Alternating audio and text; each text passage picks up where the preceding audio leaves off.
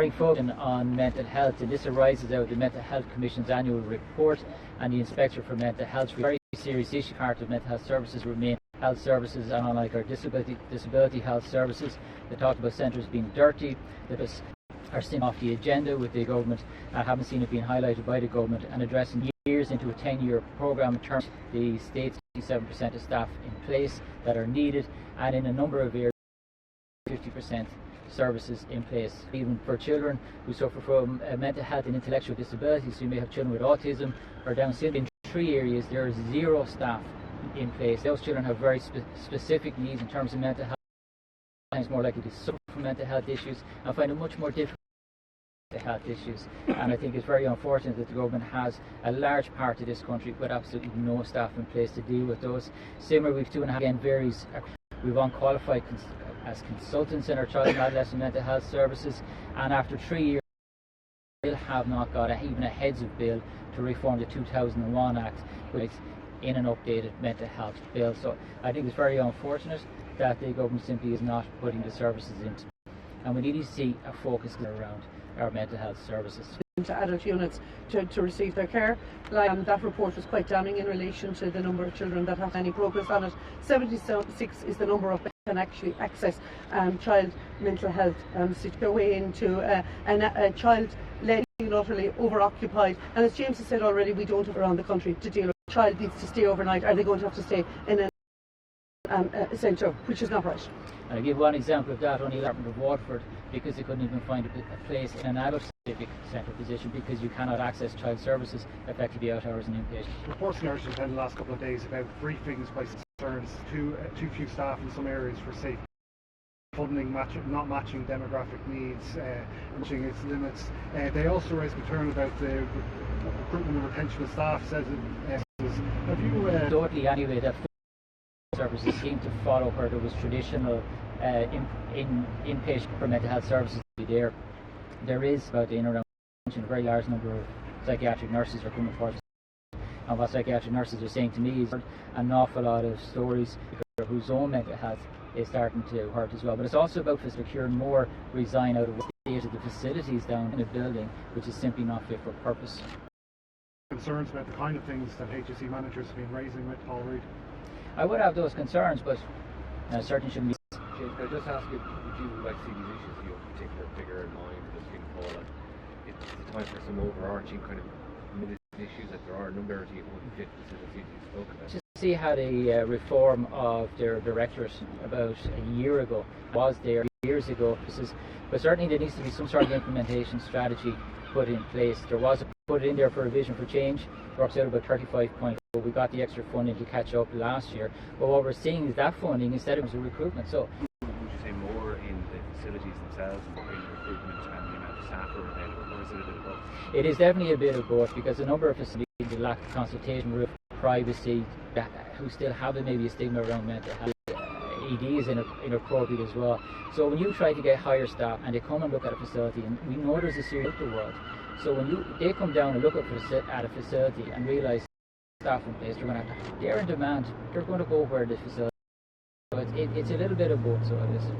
Dual diagnosis is a huge issue as well here in the country at the moment. When you have people affected of mental health as well. In the West, you cannot present under dual diagnosis, because if you present with a gambling support, so that is a huge. We all know that when people have one out in accessing services because you come in with an addiction problem. Suicide remains the leading 15 to 24 on it. Last few days, what would you be, I suppose, if you all putting pressure on the government to do here? I think it's a real belief as part of the Mercosur deal. The Taoiseach and Minister Creed really have not been forthright enough over the last number of mission level that such an offering, and I think it's a particular political failing when you see that their own commissioner from the stable and trying to address what is a very, very bad outcome and offering in relation to the agricultural sector. So, Minister, at your fact that this would have actually get a sense agricultural sector and our beef farmers in particular can't wear the impact that this would have. And if we look in terms of the increase, would north of 5 billion beef market, and also it would lead to up to a 16% drop in beef already being in the what's industry. Is it realistic? What's this? You know, it'll be small that won't make up up enough of a block to is it not better at, and maybe if they don't live up to the standards that they cap into the EU? I think they need to look at it from all aspects. Certainly the standards, because the standards we produce the highest on. And on one side, we're within the EU, and of course we have our own domestic targets nationally. But here, what's been proposed to carbon footprint, because what we're talking, it's produced at a carbon footprint of up to 4 times what we can do here in Ireland. Just the week, Commissioner Hogan was the beef package at European Commission level to assist Irish farmers. In the week before the election, arrived as a result of Brexit. But of course, as soon as the local over, it was presented, and it became clear that this actually 50 million tax, which involves, and on the other hand, from South America, where they're cutting down rainforests to actually increase their beef output into Europe, and have to look with their partners as well, is the threat that Brexit poses in relation to this, because where you take the current British market out of the equation, where we send half text, so they relate properly to their European partners, and they need to actually get their act together. And does the Mercosur deal negate? Much more so, without a doubt. The 50 have failed in relation to actually addressing the Brexit income decline.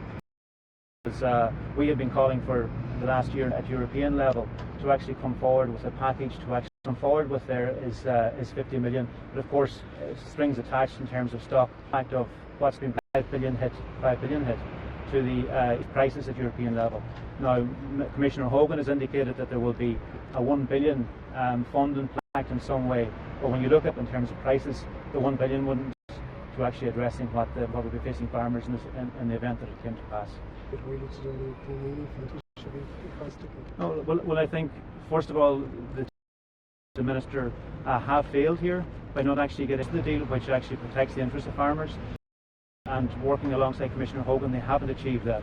So they're very much a situation which they have by their weakness. But they must do that. I do know that Minister Creed and Minister Humphreys a couple of days said that this was unfortunately they haven't until now. Well, whether it's been a fodder crisis or grain crisis, it was only comments from the Taoiseach in relation to encouraging people to reduce the amount of their meat if you eat South American beef as opposed to beef. Whenever you look at what's been proposed in terms of the Mercosur. Party member Lisa Miller had to the county council, but Fianna Fáil members backed in, and Lisa Miller called it Fianna Fáil party members aware of the circumstances there, Cormac, in relation to the background to it, so it wouldn't be having the full detail in relation to it. Right. Thanks everyone. Thanks very much.